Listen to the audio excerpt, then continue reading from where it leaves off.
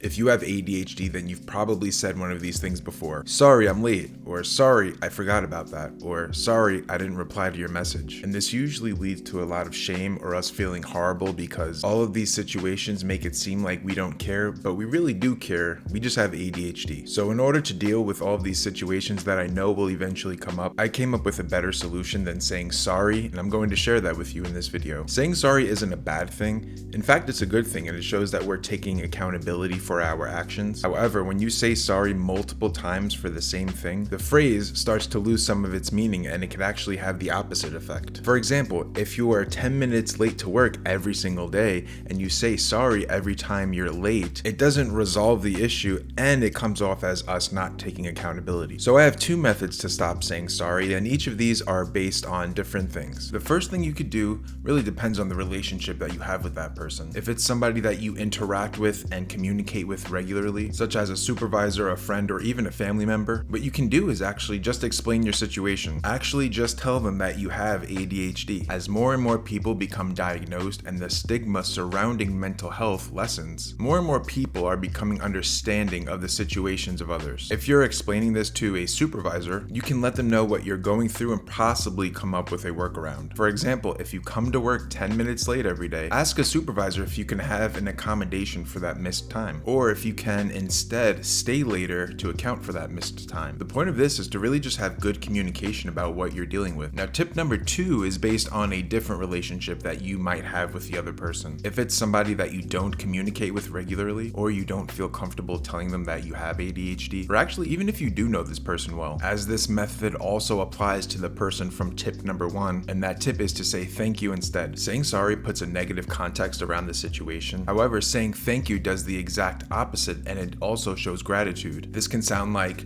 thank you for your patience, or thank you for understanding, or thank you for waiting for me, I appreciate it. In this situation, you're still being accountable for what you would normally be apologizing for. However, you're also acknowledging the person you'd be accountable to and thanking them for dealing with this situation. This was a complete game changer for me. This also works for when somebody either corrects you for making a mistake in your work or showing you how to do something differently. Instead of saying sorry for your mistake, you can thank the other person for pointing it out to you. I've done this when somebody's teaching me a new skill and I've made a mistake. I simply say, thank you for showing me how to do this the right way. I just learned something new. These two tips can help take away some of the shame that we may face when we're dealing with our ADHD. And it also gives us a way to have less of a negative impact on the people around us. If you'd like to see more videos like this with tips on ADHD, go ahead and subscribe.